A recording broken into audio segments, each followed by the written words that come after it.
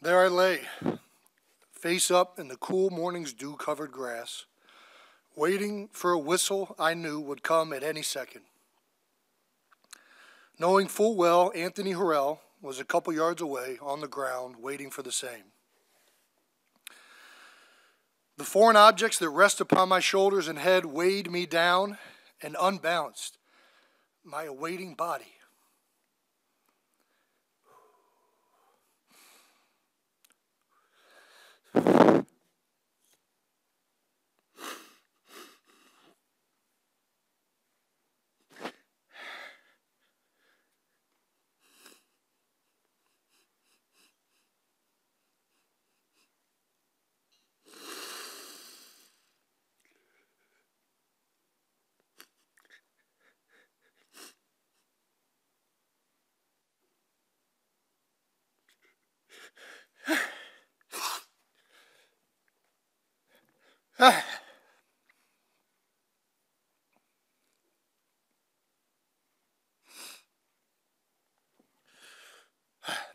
As the whistle blew, I arose, turned all in one motion, and ran at my teammate.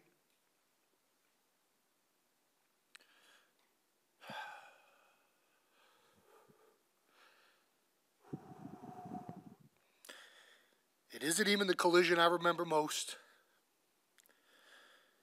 but the feeling before of what in the is about to happen.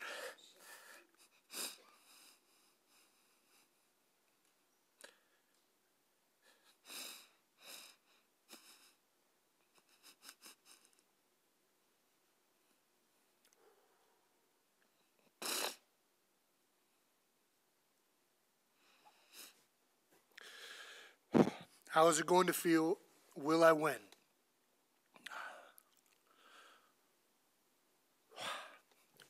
Whenever I smell the clippings of a freshly mowed grass,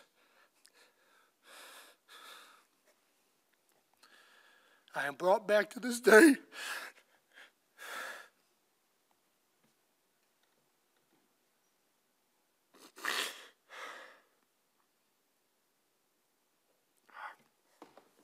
I am brought back to this day. 12 years old.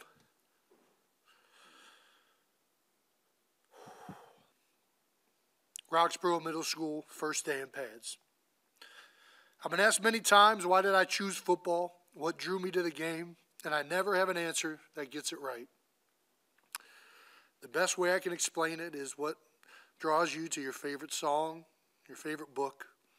It's what it makes you feel. The seriousness of it, the intensity of it. Stepping on the field was the most alive and free I had ever felt. There was a visceral feeling with football unlike any other sport.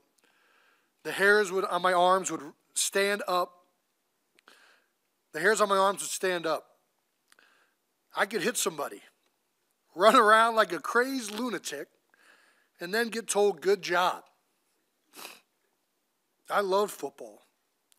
Whether it was in my backyard with my brother, on the playground with my friends, or suiting up on Friday nights at Cleveland Heights High School. I loved everything about it. Although I hadn't met him yet, Jeff Stoutland often shares a quote his father would tell him. More often than not, the easy way is the wrong way. Football was hard. Much harder than any sport I had ever played, physically and mentally. In most other sports, I was bigger, faster, stronger than everyone else. On the football field, those traits were matched. On the lacrosse field, I felt like LeBron James. On the football field, I was Billy Hoyle. I loved the challenge that football was. The joy of winning, the agony of defeat, the anxiety of the unknown, and the camaraderie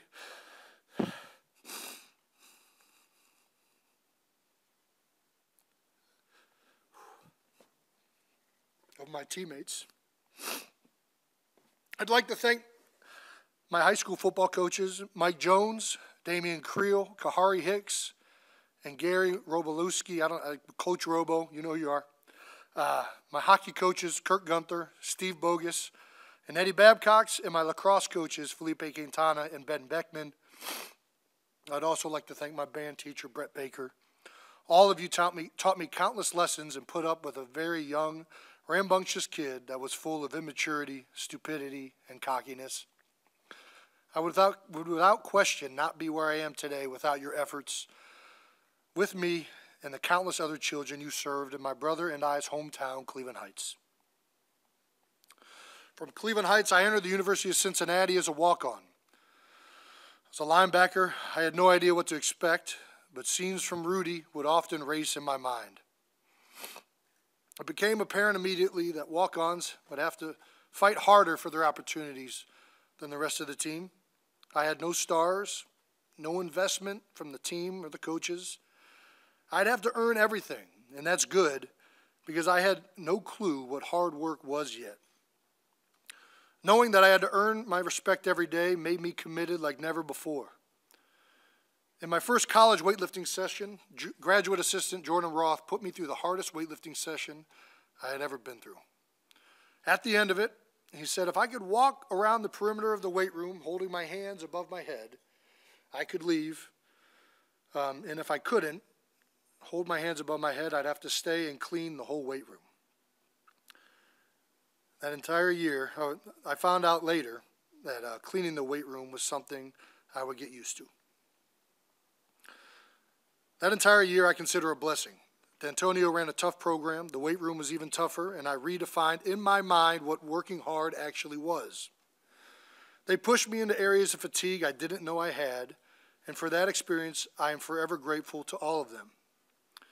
After redshirting my first year, Mark D'Antonio left Cincinnati for Michigan State, and we hired up-and-coming head coach from Central Michigan, Brian Kelly. This turned out to be the biggest turning point in my career. Not because of Brian. He was great, and we enjoyed tremendous success together. But because he brought with him strength coach Paul Longo. 2 weeks into winter workouts, Paul whispered to me in the middle of warm-ups, "You'd make a great center."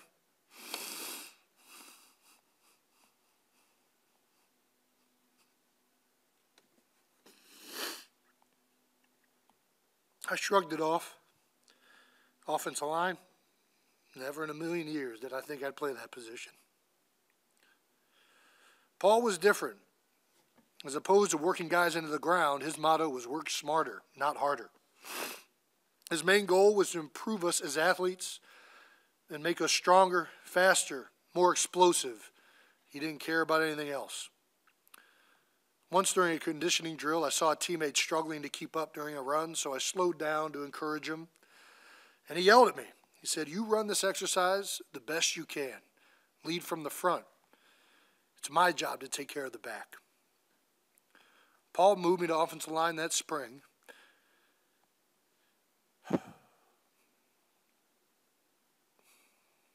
And it ended up being the single greatest move that ever happened to me as a football player. There are too many people to thank for my times at Cincinnati, so I'd like to limit it to coaches Paul Longo, Jeff Quinn, Brian Kelly, Mark D'Antonio, strength coaches Tim Swanger, Dave Andrews, Coach Kerry Combs, Coach Butch Jones, as well as athletic trainer Bob Mangine and orthopedic doctor Angelo Colosimo. Of course, all of my teammates and friends, university support staff, all of you made my time there something I wouldn't trade for the world. Some of the most enjoyable years of my life. After my senior year ended, it became apparent the NFL would be an opportunity, although few teams had interest in a lineman that weighed 280 pounds. Lucky for me, the Eagles had just hired Howard Mudd, a legendary coach who valued offensive linemen for their athleticism more than their size. Having watched and emulated Jeff Saturday in my own game, it all felt too perfect when the Eagles selected me in the 6th round. Immediately after being drafted, my agent, Jason Bernstein, said, "You have no idea how perfect this is. You are going to fit in great."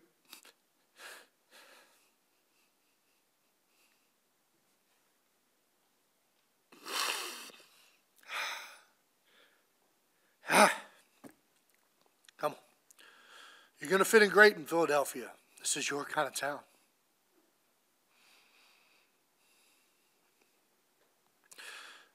"13 seasons,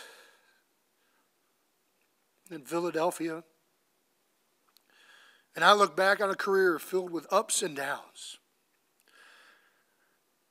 I'd like to thank the 4 head coaches I played for: Andy Reid, Chip Kelly, Doug Peterson, and Nick Sirianni. Consider myself lucky to have played for each of you. I'd like to thank Jeffrey Lurie for his dedication to building an organization that values its employees as people and gives them the resources necessary to thrive. I've only had one boss, so I don't know much to compare to.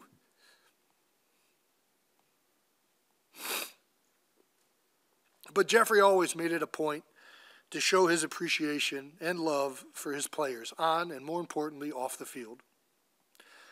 I'd like to thank Howie Roseman for drafting me and for always working hard to improve our team, even from the other side of the building that one year.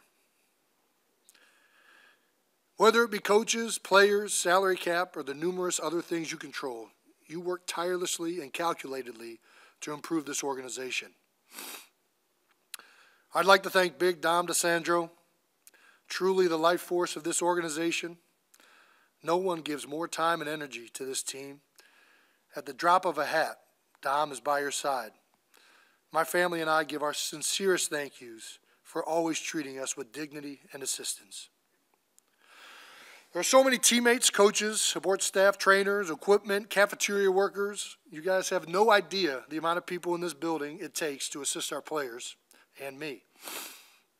I'd like to thank you all by name, but we'd be here far too long for anyone to continue listening. So instead, I will share memories, if that's all right with you all. When I look back down the road, I'm sure there are things I will forget, but these are some of the things I'm sure I won't. I won't forget the call I got from Andy Reid on draft day and my father rushing into the room.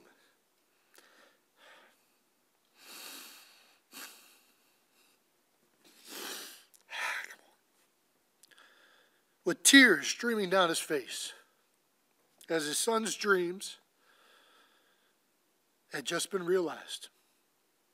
It had just been announced on TV I had been drafted by the Philadelphia Eagles.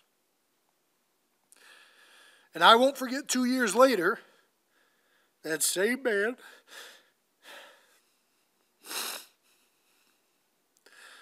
and my brother receiving a call and him being drafted by the Kansas City Chiefs.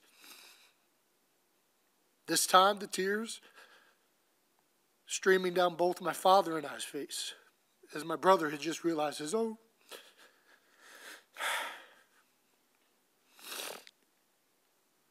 I won't forget the first time I saw Jason Peters do a one-on-one pass set with Trent Cole and being amazed at the speed, balance, and power I had just witnessed.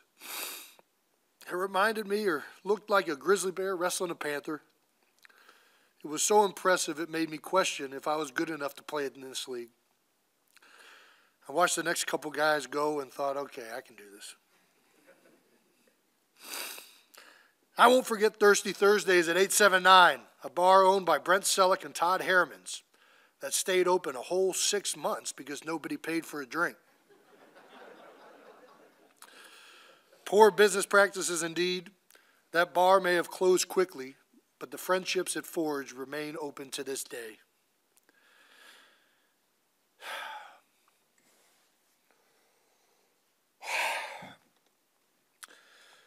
I won't forget my second training camp, walking downstairs in my Lehigh dorm to paramedics rushing in and Coach Dave Culley's look on his face. It made the expression like he had seen a ghost.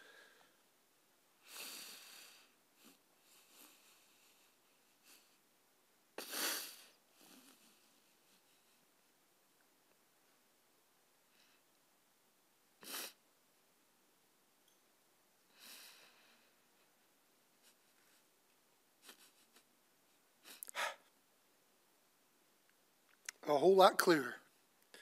I asked if I could help.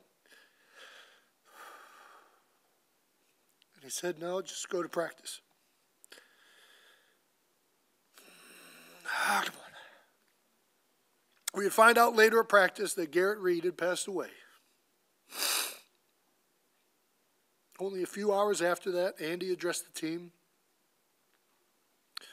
It's the most intense moment I've ever shared with a group of men.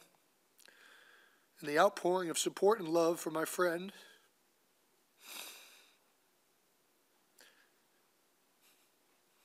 and the Reed family at the funeral soon after was truly remarkable. I won't forget Chip Kelly's first game as Eagles head coach against the Washington Redskins. We ran close to 50 plays in the first half. We were so tired, but it didn't matter because they couldn't stop us. The NFL had never seen something like this before. I remember all of us thinking after that game, this is going to change the NFL. I won't forget walking out onto a snowless field before warm-ups against the Detroit Lions, and then walking out of the tunnel to a blizzard. The Lions in white jerseys blended into the snow so well I could not see the secondary of the defense. And the second half was all LaShawn McCoy. He somehow figured out a way to cut on a dime that day, and man, it was incredible to watch. It was probably the most fun game of football I've ever been in. It felt like we were all kids again that day, just playing in the backyard. I won't forget finding out in the 2017 Rams game that Carson Wentz had tore his ACL. The whole team had an uneasy feeling in the locker room, all of us questioning what this would mean, until Malcolm Jenkins addressed the team. He gave a very typical Malcolm speech, invoking confidence in who we were, and breaking it down with his patented, we all we got, we all we need. I won't forget Nick Foles having the game of his life on the biggest stage possible. And the biggest dick on the team going up to Doug Peterson and asking for the Philly special. And Doug Peterson having the biggest balls in the stadium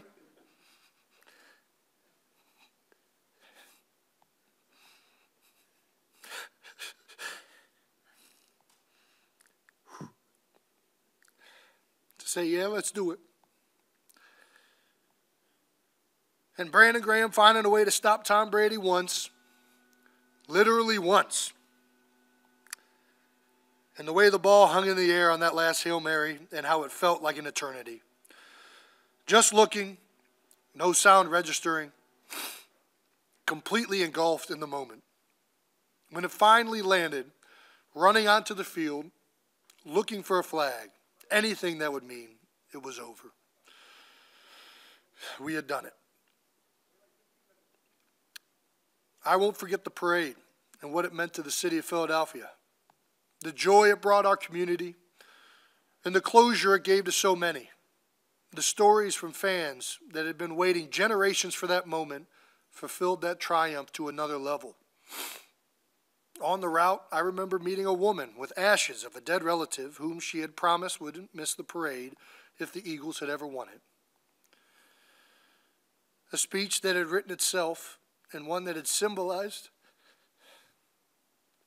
what we had all lived as players, as a team, and as a city. That wasn't my speech, it was Philadelphia's. I won't forget my mother becoming mom of the NFL, a representative for all moms out there who have sacrificed so much for their children. I won't forget Nick Sirianni sending me kegs of beer to convince me to keep playing these last few years. He knows the key to my heart. I won't forget making the playoffs in his first season, the Super Bowl in his next, and the immense heartbreak at the collapse of this last season. And although last season truly sucked, I wouldn't trade any of my time with you or those teams for the world. Everything happens for a reason, and I have truly enjoyed my time with you, Coach. Sometimes the flowers get knocked back a bit,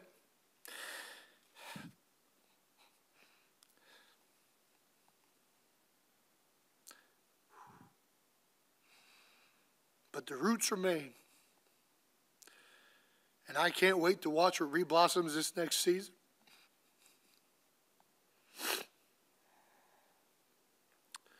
I won't forget falling short to the Chiefs.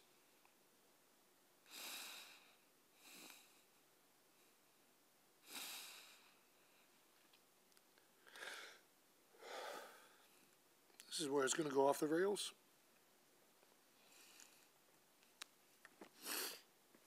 Thanks, Brett. I won't forget falling short to the Chiefs and the conflicted feeling of immense heartbreak I had selfishly.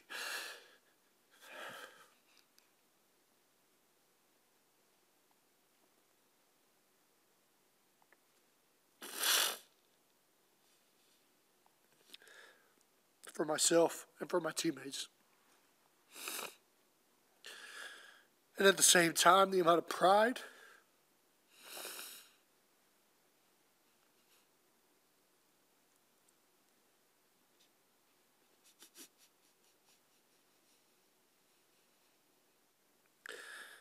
I had that my brother had climbed the mountaintop once again.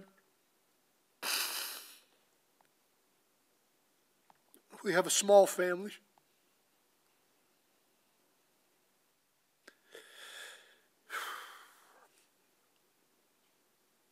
We have a small family. We have a small family. No cousins. One aunt, one uncle. It was really my brother and I our whole lives.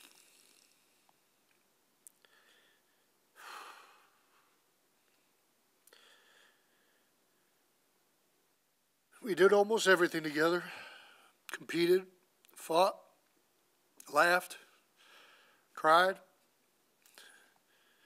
and learned from each other. We invented games, imagined ourselves as star players of that time.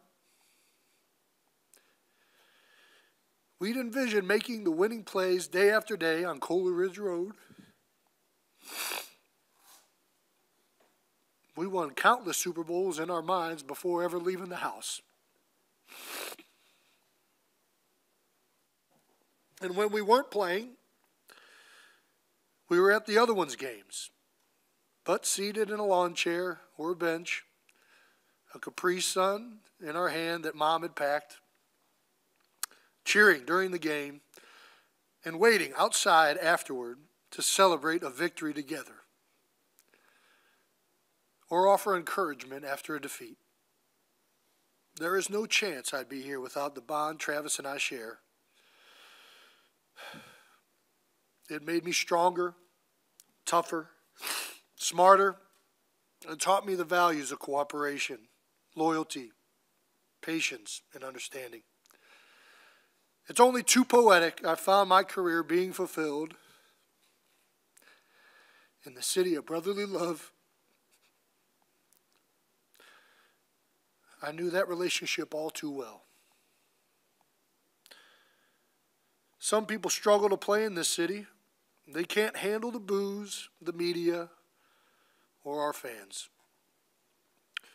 Consider it a great blessing to play in the most passionate sports town in America. The sense of urgency in this city to win has pushed our organization, has fueled it to take chances, fix problems, and work tirelessly in an effort to win. At times you hate it as an athlete, especially those new to our city. But when you've been through it enough, you learn to appreciate it. No one celebrates their own like the city of Philadelphia. Athletes become demigods in this city, even ones whose deeds span decades before. The Eagles are the #1 ticket in town, the most talked about thing at nearly every moment. With that amount of attention, you better be ready to overcome the lows that will happen and be ready to persevere in the face of the criticism. Yes, they will let you know when you are not performing well. Every time. But they will also love you if you show effort, aggression, desire, the will to fight. They will love you in this city if you love it the way you love your brother. You will be loved by going above and beyond to show that you care, because they care. They've been caring for generations in this town about this team, and they aren't about to accept a bunch of excuses and soft-ass nonsense representing the name on the front of the jersey, something they've invested their entire lives in. If you don't like what the fans and media are saying as a player, it's very easy. Love them, treat them like your brothers, and go out and play your balls off. Wear your heart on your sleeve, and I guarantee you change those narratives. I remember seeing Zach Ertz shy away from a block one game against Vontaze Burfict and the Cincinnati Bengals. Rightfully so, the fans ripped him apart, crushing him for doing it. The next week, the first catch I saw Zach Ertz snag, he ran after the catch like I had never seen. It took 3 guys to bring him down, and I heard the link erupt with cheers for his effort.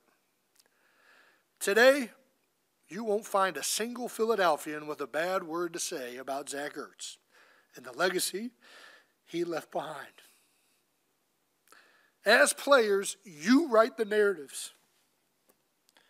The fans and media, for the most part, it's occasionally different, only write what you give them. If you go above and beyond in this city, you will be rewarded beyond your wildest dreams. I saw firsthand the wrath of the Eagles fans in the 2016 Eagles season. And rightfully so, I had an awful start to that season where I was often overpowered, had many holding penalties that cost our team, and looked like one of the worst centers in the league. I was wanted out of town by nearly everyone. And it wasn't just the fans that wanted me to gone. It was nearly everyone in this organization. That offseason, I heard trade rumors galore and speculation I'd be cut. I imagine if the Eagles had received a trade offer for a brand new set of washing machines, they may have pulled the trigger. Hell, if I was in charge, I would have pulled the trigger. There's only one person in this building who still wanted me, and it's he who I have to thank most for the career I've had.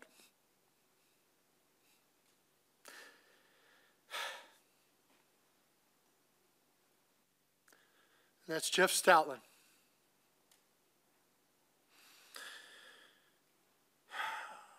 No one has been more influential or meaningful to my success on the field in my career than Stout. I think one of the greatest things a human being can give another is belief. This world, life, it can be hard. It can challenge yourself to points of self-doubt, and that is a dangerous place to be. Well, I am lucky. My whole life, I have been surrounded by people that have believed in me. My father, my mother, my brother, Paul Longo, Howard Mudd, and in my darkest hour as a Philadelphian, Stout was the one who believed in me. He was adamant my problems could be fixed with proper technique, fundamentals, and work. And work we did. That off-season and training camp, I focused on using my hands better, playing with leverage, proper footwork, and prepared with an edge to prove to myself that I was good enough. The following season, in 2017, I enjoyed the finest season of my 13-year career, not only as a player, but as a team. And it meant more because of the struggles and work we had been through. Without him, I doubt any of this would have been possible, or that I'd still be here. Since that offseason, I have amassed 6 All-Pros, 5 Pro Bowls, and am recognized by some as one of the best centers to ever play the game. I am very proud knowing where I once was and the legacy I have left behind, and the man we can all thank is Jeff Stoutland. Second Stout quote of the evening: "No man is an island. We must draw our strengths from others." I'd like to thank my teammates, my other brothers. Oh, how I've drawn my strengths from you all. I was fortunate to play with great players, some of the best this league has to offer. But it was really off the field, just sitting in the cafeteria with my teammates, breaking bread, and talking about life, that were some of the most meaningful times I spent in my career. The NFL is truly like no other place, and at the same time, represents America as a whole like no other. Fat offensive linemen from Cleveland play on the same field as skinny wide receivers from Louisiana and kickers from Chicago. Tight ends from Stanford play next to tackles from Kilgore Community College. Defensive ends from inner city Detroit play next to defensive tackles from Yazoo City, Mississippi. 6'9" Jordan Mailata plays the same sport as 4'8" Darren Sproles. The melting pot of geographic location, economic background, race, body type, personality, and athletic traits of an NFL locker room is truly remarkable. And we all rely on each other and respect one another and each of our differences because we know we're stronger together. I will always cherish this brotherhood, the relationships it fostered, and how unique an experience it has been to enjoy the field with you all. Coming to work every day with a group of men who were driven to be the best in the world at what they do is an environment that will surely be hard to replicate. I won't forget the Eagles' Christmas party in 2014 and heading out afterwards with a bunch of my teammates to Buffalo Billiards, where my life would change forever. That night, I'd meet my future wife.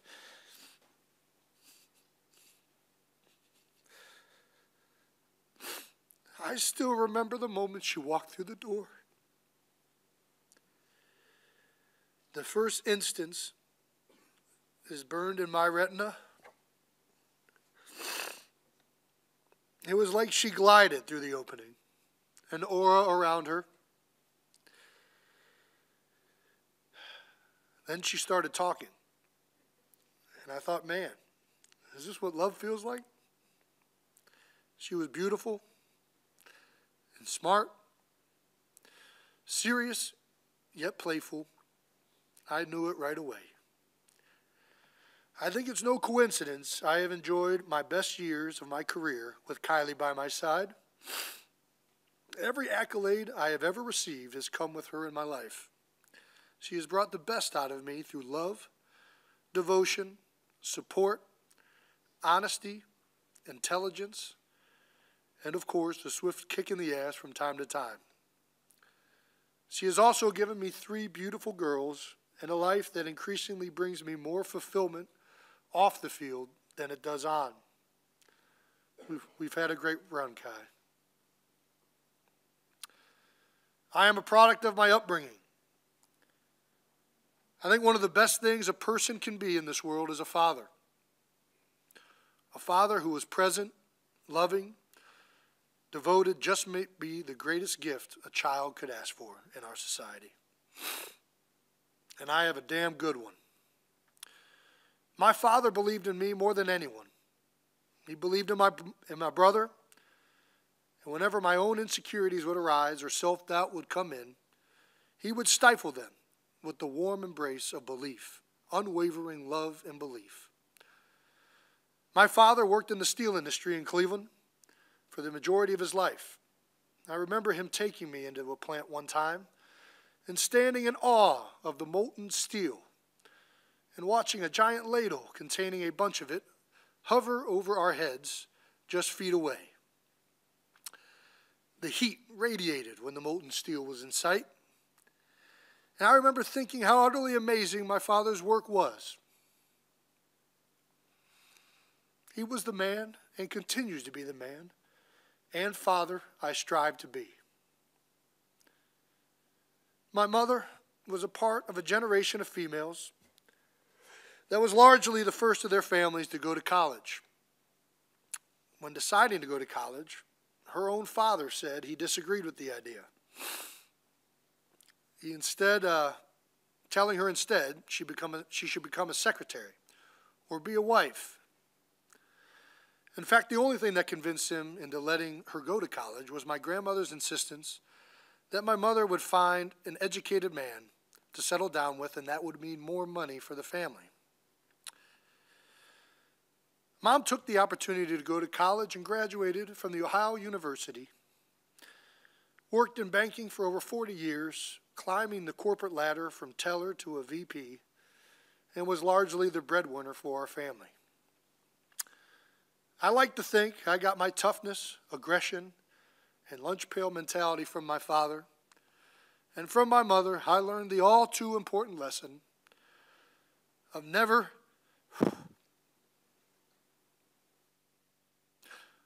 letting anyone tell you what you can't do. And so this all brings us here to today, where I announce that I am retiring.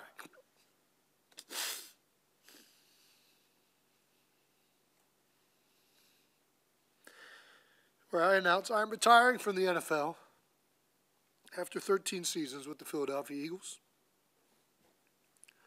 And today, I must admit, I am officially overrated.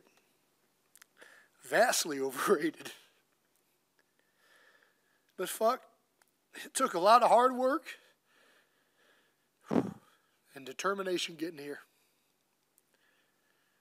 I have been the underdog my entire career, and I mean this when I say it. I wish I still was.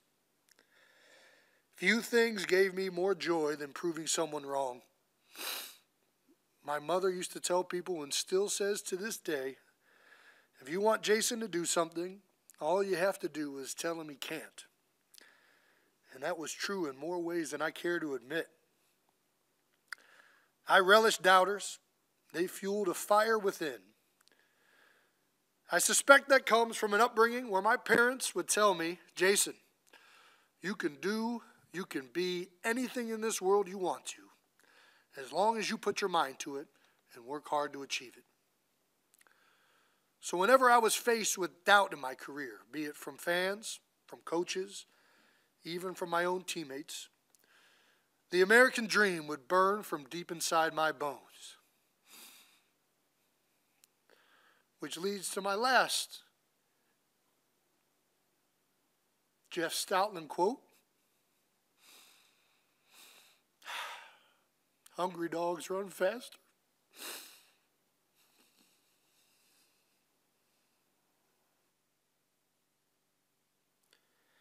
Thank you, Philadelphia.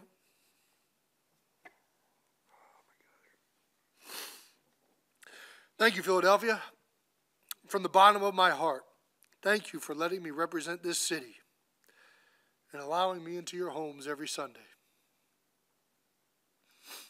Growing up, it has truly been a privilege. You have all been so good to me and my family. Growing up in Cleveland, I watched all of my favorite athletes leave the city.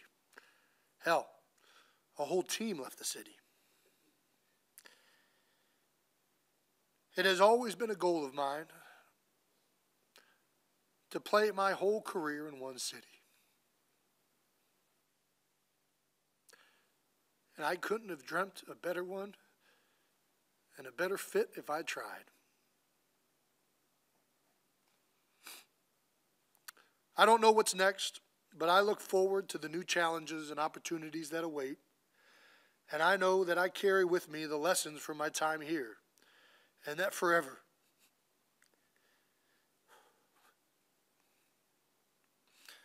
And that forever we shall all share the bond of being Philadelphians.